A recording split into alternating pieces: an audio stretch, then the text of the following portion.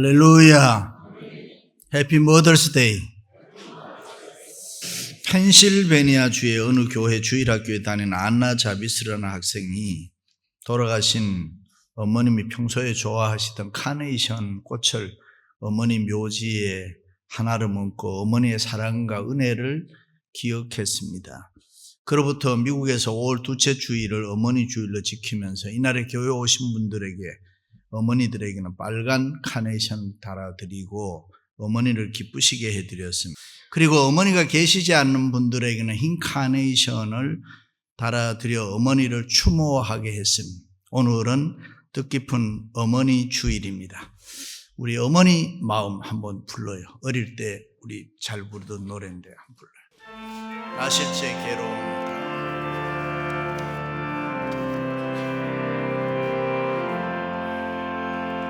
나 실제 괴로움 다 잊으시고 길을 실제 밤낮으로 애쓰는 마음 진 자리 마른 자리 가라앉으시며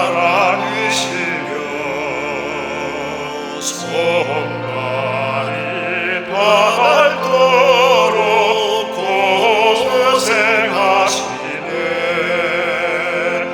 하늘 아래 그것이 못다하리요. 어머님의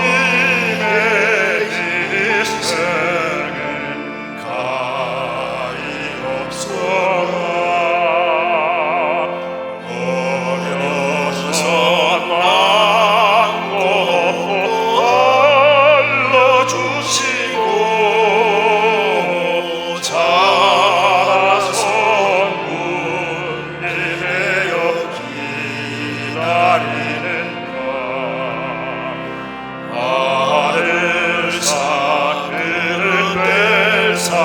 자식 생각에 고우시던 희망 위에 주름이 가득 땅 위에 그것이 높다리요. 어머님의 정성을 지적하여라. 사람의 마음속에 온가지 소원 어머님의 마음속에 오직 한 가지 아낌없이 희생을 자식 위하여 살과 뼈를 깎아서 바치는 마음 인간의 그것이 거룩하리요. 어머님의 사랑은 그지없어라. 할렐루야. 어머니 노래는 항상 좋은 거예요. 금년에도 어머니 주일을 맞이하고 보니 세월이 너무 빨리 지나가는 걸 느낄 수 있습니다. 모세의 고백한 대로 세월이 물처럼 흘러가는 것이 아니라 공중에 나는 새처럼 빨리 날아가는 것 같습니다. 빠르게 흐르는 세월과 더불어 세상의 모든 문화와 현대는 특별히 인터넷 시대로 우리의 생활이 하루가 다르게 변하고 옛날에는 10년이면 강산이 변한다 했는데 요즘은 1년 안에도 몇 달 사이에도 변화되는 정말 세상의 문화가 너무 빨리 지나갑니다. 사람들의 인심도 변하고 생활 양식도 변하고 풍습도 변하고 세상의 모든 문화가 빨리 변합니다. 그렇죠. 그러나 변하지 않는 거 있습니다. 그것이 성경 말씀입니다. 하나님의 말씀에 기초한 자연법칙, 도덕법칙은 절대로 변하지 않습니다. 그 도덕법칙 1조가, 제1조가 부모 공경하는 일이에요. 특별히 미국으로 이민을 와서 살고 있는 우리들의 2세, 3세들은 이 사회의 특징이 극단의 개인주의, 이기주의, 상업주의가 효도의 개념을 많이 변화시켰습니다. 그래서 사회 문화와 책임을 돌리고 때로는 자기 중심이 우상화돼서 부모님 공경을 소홀히 하는 경향이 많습니다. 부모님 공경을 잘하지 않는다 그 말입니다. 그러나 내 부모를 공경하라는 것은 하나님의 말씀이고 효도는 생명의 진리요 기독교 윤리와 신앙생활의 표준이 되는 것이고 사회생활의 기초가 되는 것입니다. 그러므로 윤리를 떠난 기독교를 생각할 수가 없습니다.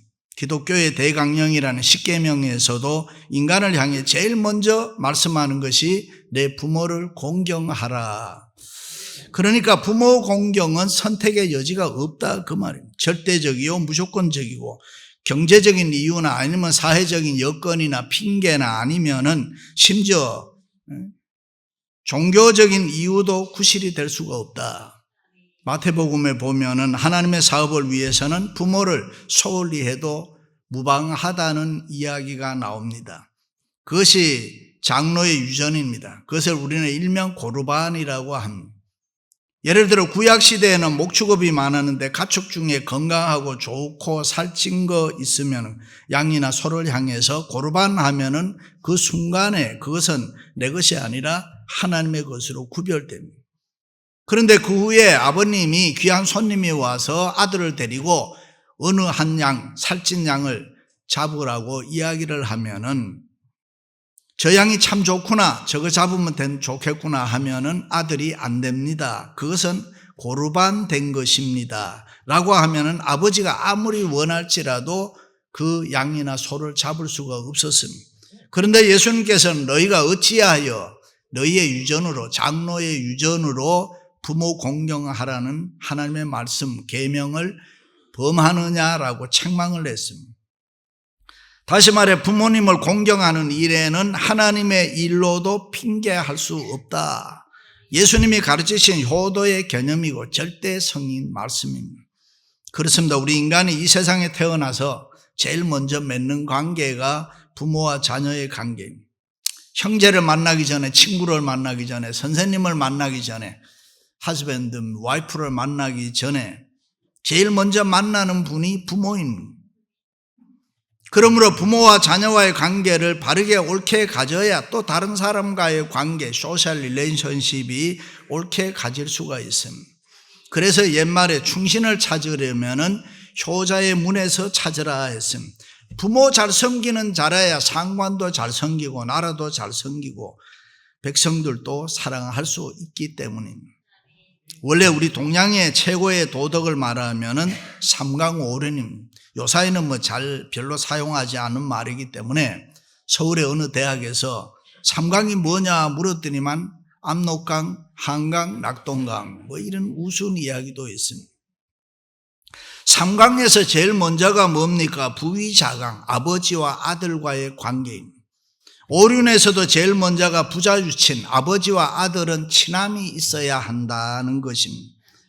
그렇습니다. 인간의 모든 도덕이 효에서 출발하는 것입니다. 믿습니까?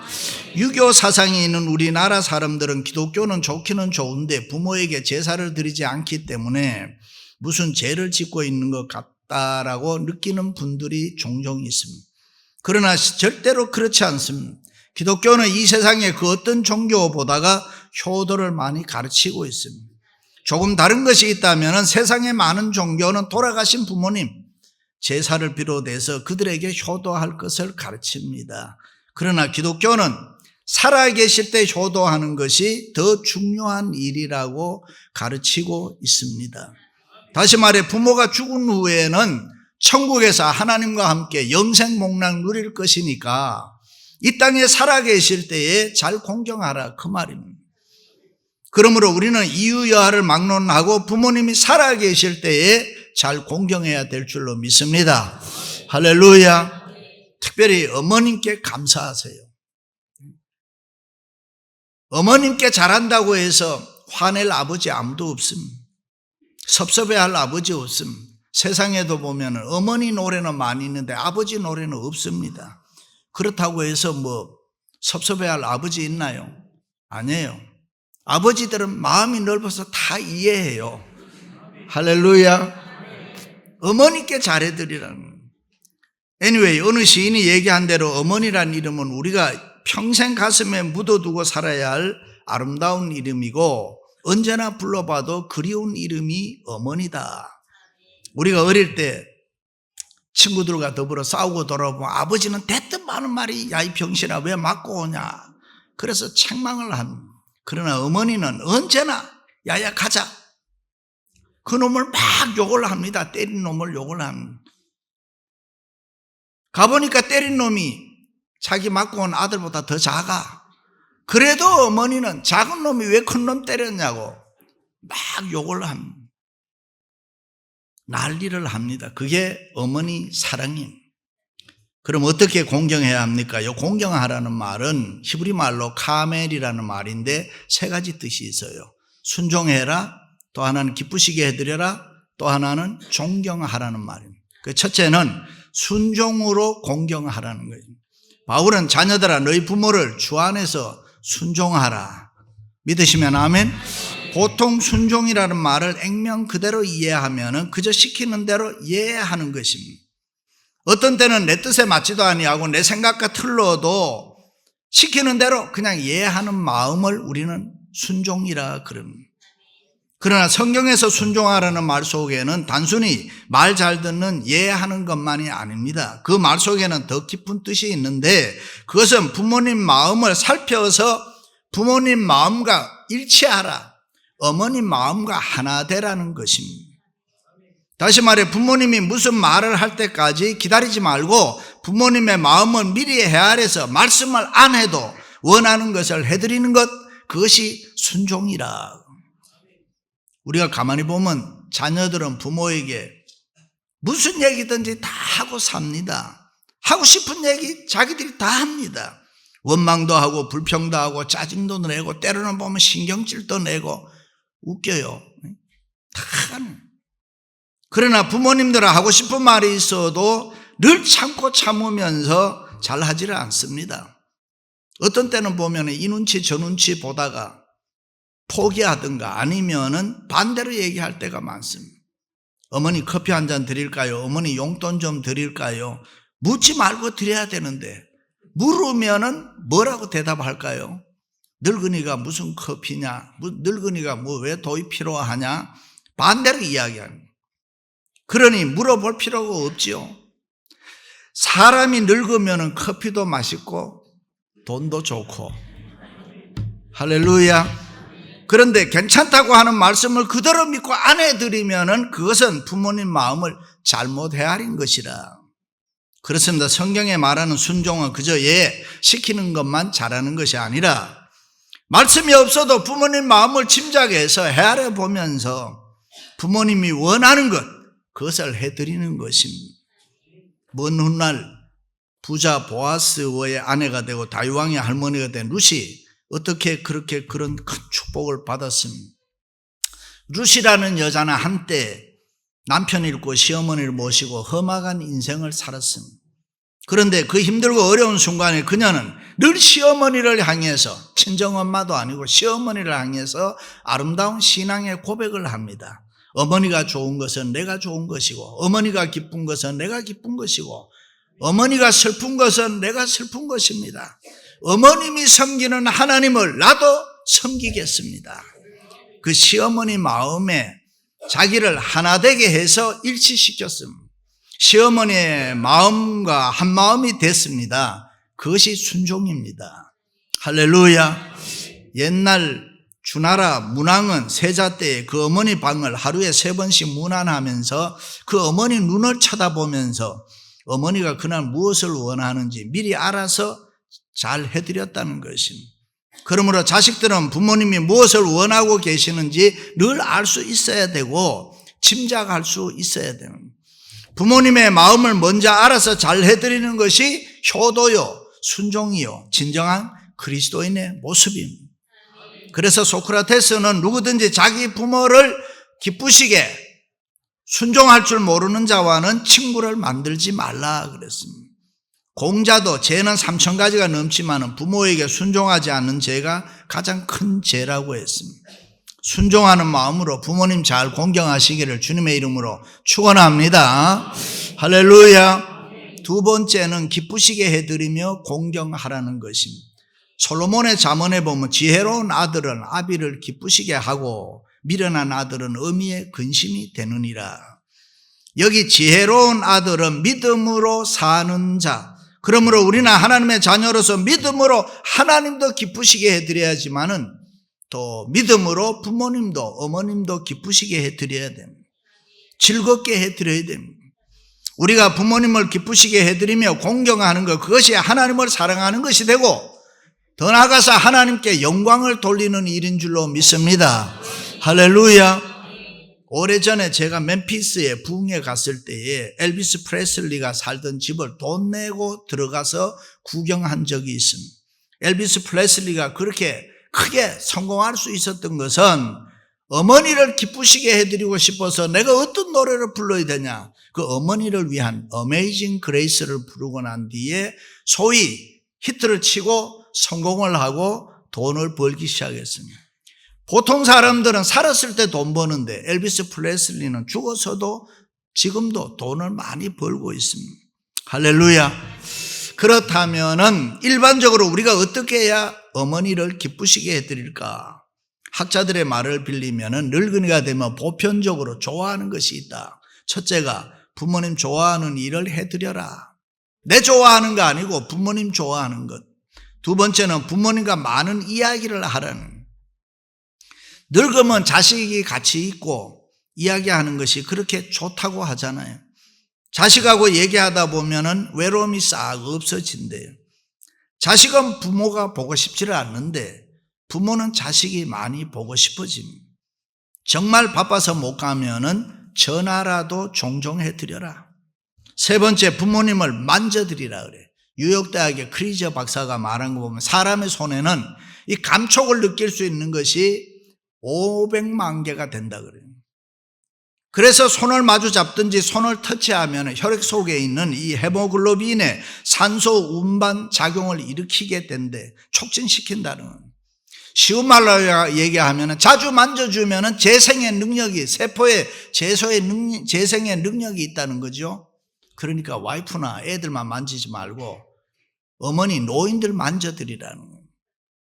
네 번째는 여행을 자주 보내드리세요. 늙으면 여기저기 다니는 걸 좋아하잖아요. 여행을 자주. 다섯 번째는 외식을 가끔 함께 하라는 거예요. 자식만 데리고 가지 말고 외식할 때는 부모님을 꼭 같이 가서, 그리고 애들 입맛 따라 식당 가지 말고 부모님이 뭐 잡수고 싶으세요 해서 그 부모님 맞는 음식을 대접해드려라. 여섯 번째는 사소한 병에도 신경 써드리라 그래요. 연세가 들면 들수록 이 건강과 생명에 대해서 애착이 있는 거예요.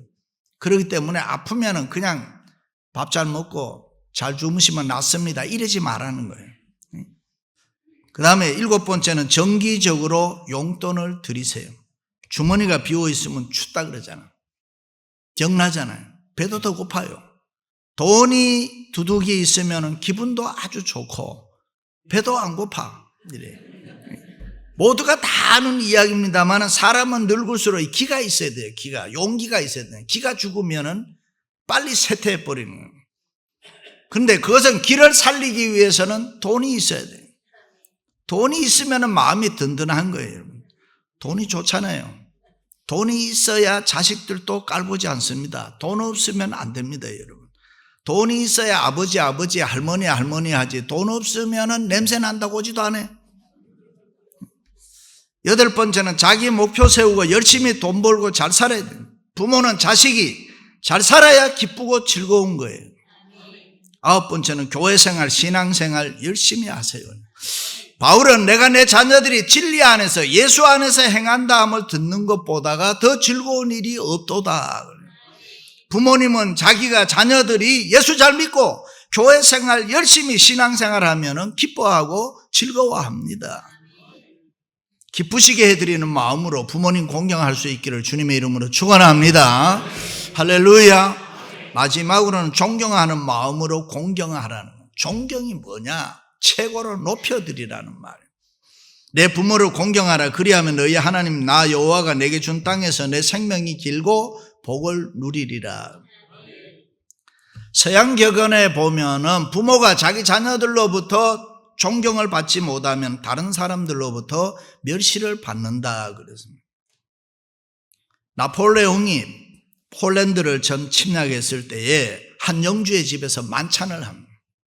그런데 이 영주는 자석을 배치할 때에 나폴레옹을 상자에 앉히지 않았습니다. 두 번째도 아니고 세 번째 앉혀드렸습니다. 그랬더니만 나폴레옹의 경호원들이 화가 나서 대제국의 황제인 이 나폴레옹을 이렇게 대접할 수 있느냐 항의를 했습니다. 그러자 주인이 이 상석은 우리 아버지 어머니 자리입니다. 나라에서는 황제가 높지만 우리 집에서는 우리 아버지 어머니가 제일 높습니다.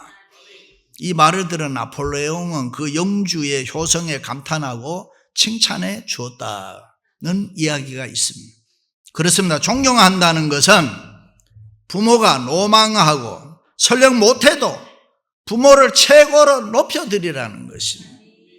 솔로몬 왕은 아침에 일찍 일어나 어머니께 절하고 자신의 옥자 우편에 모셨다 그랬습니다. 할렐루야. 일반적으로 보면은 잘난 부모님들이 많지를 않습니다. 또 그렇게 돼야잖아요. 자녀들이 자꾸 잘 돼야 돼요. 미국에 살고 있는 우리들은 보면 자녀들만큼 영어도 할 줄 모르고 문화도 덜 모르고 부모라고 또 다 완전한 게 아니잖아요. 부족한 게 있단 말이지. 그럼에도 불구하고 자녀는 부모의 권위를 인정하고 존경해야 된다. 부모들 중에는 쓸데없는 고집 부리고 또 부모들 중에는 보면 때로는 실수하고 주책을 부리는 또 이상한 분들도 있습니다. 그래도 부모는 부모 아닙니까? 부모 없이 자식된 사람이 이 세상에 누가 있습니까? 세상 사람은 뭐라고 해도 나는 내 부모가 최고다라는 그런 생각으로 존경하며 살아야 됩니다. 가끔 어떤 사람은 자기 마누라가 최고라 그래요. 너무 웃겨요. 생 퀸틴 이 스테이트 프리전에 가면은 사형수, 종신자들, 무기징역자들만 있는 곳입니다. 그런데 이들 죄수들을 면회오는 가족들을 보면 범인들이 처음에 잡혀왔을 때, 구속됐을 때는 와이프, 형제, 친구들 이런 사람들이 다 자주 찾아온다는 거예요. 그러다가 사형이나 종신형이 확정되면 그 다음부터 찾아오는 사람이 없다는 거예요. 딱 한 사람, 어머니밖에 없다는 거예요. 여자에게 있어서 남편은 동반자지만은 자식은 자기 몸속에서 10달을 품고 있다가 낳아서 자기 품에서 또 계속 양육했기 때문에 자식에 대한 집착성이 강합니다. 그래서 때로는 어머니들이 그러면 안 되는데 자식에 대한 관심이 너무 크기 때문에 가끔 며느리들과 마찰이 일어납니다. 그것은 어머니의 사랑 때문에 그렇습니다. 여자는 여자인데 어머니란 여자와 아내란 여자는 달라도 너무 분명하게 다릅니다. 남자는 평생 두 여자와 사는데 결혼 전까지는 어머니란 여자와 살 때는 용기가 있고 힘이 있고 패기가 있고 대단합니다. 그러다가 결혼하면서 20여 년간 아내라는 여자에게 맡겨놓으면 그냥 비실비실거리고 이상해지고 그럴 때가 있습니다. 그런데 어머니란 여자, 아내라는 여자는 너무 달라요. 어머니의 사랑과 아내의 사랑이 너무 다르기 때문에 그래요. 어머니의 사랑은 욕심이 없는 사랑이죠. 깨끗해요. 아내의 사랑은 욕심이 있지요. 이기적이지. 어머니 사랑은 투명해요. 그런데 아내의 사랑은 칼라가 들어가 있어요. 보약을 먹었는데 효과가 별로 없어요. 그러면 어머니는 대뜸 야, 너 몸이 너무 안 좋은가 보다 한 제 더 먹자. 이게 어머니 사랑입니다. 그런데 아내는 어때요? 약 먹어도 힘없는 거는 마찬가지인데 그 약 먹어서 못하냐, 그 약 내나 먹자 이래. 그렇습니다. 잘났든 못났든 우리 부모는 우리가 존경할 때에 하나님으로부터 우리에게 축복이 있는 줄로 믿습니다. 할렐루야. 그러므로 불효하고 잘못 섬기면 안 되겠지요. 지난주에 제가 켄터키 루이빌 갔다 왔어요. 거기는 노아 아크가 있는 만들어낸, 실제적으로 저는 그렇게 노아 방주가 큰 줄 몰랐어. 성경을 읽으면서도 구성이 잘 안 됐는데 정말 노아라는 사람은 믿음이 대단한 사람인 거예요. Anyway, 홍수가 끝나고 노아가 포도주를 마시고 취해서 정신이 없어 대낮에 옷을 다 벗고 알몸으로 낮잠을 잤습니다. 그것을 보고 함이라는 아들이 뛰어들어가서 보고 난 뒤에 나와가지고 셈 야벳에게 흉을 보았습니다. 아버지가 홀랑벗고 대낮에 잠자고 있다. 셈과 야벳의 이 이야기를 듣고 아버지의 하체를 보고 싶지 않아서 이불을 가지고 뒷걸음질 쳐가지고 들어가서 아버지를 덮어드렸다. 그런데 성경이 중요한 가르침이 있습니다. 아버지의 실수가 분명함에도 불구하고 흉을 보았던 함을 저주해버리는 거예요. 그리고 그 후손들이 종살이하게 만드는 거예요. 그러나 아버지의 실수와 허물을 덮어주고 아버지를 존경했던 셈과 야벳의 후손들은 놀라운 영육의 축복을 받게 되는 것입니다. 일찍이 예수님께서도 누구든지 하나님의 뜻대로 행하는 자는 참 내 부모여 형제라 그런 말씀을 했습니다. 여러분, 어머니 주일을 맞이하고 보니 어머님이 세상 뜻인 분들도 많잖아요. 그런데 우리 교회는 그리스도의 공동체입니다. 우리 교회 안에 있는 모든 그리스도인의 효도는 내 육신의 부모를 초월해서 지금 여러분 옆에 앉아있는 분이 어머니가 되고 아버지가 되고 형제가 되고 자매가 되는 줄로 믿습니다. 그래서 그렇게 섬겨야 되는 것입니다. 믿습니까? 부모님들은 무병장수하세요. 오래 사시기를 바랍니다. 아브라함 시대에 자동차 있었겠어요? 우리가 잘 아는 대로 솔로몬이 부귀영화 누렸다 그러는데 그 시대에 칼라 TV 있었겠어요? 바울 시대에 무슨 컴퓨터가 있고 핸드폰이 있었겠어요? 우리가 오래 살면 누리는 축복이 참 많습니다. 앞으로 더 좋은 날을 기대하며 사세요. 소망 가운데 살아가시기를 바랍니다. 할렐루야. 앞으로 여기에서 서울까지 가는데 2시간 걸리는 비행기가 나온다 그러잖아요. 그때까지 사시라고. 원고에는 없어 이게. 할렐루야. 사랑하는 성도 여러분, 미리 알아서 순종하고 기쁘시게 해드리고 존경심으로 부모님을 공경해서 이 땅에서 생명이 길고 많은 복을 누리며 살아가는 여러분들이 되시기를 주님의 이름으로 축원합니다.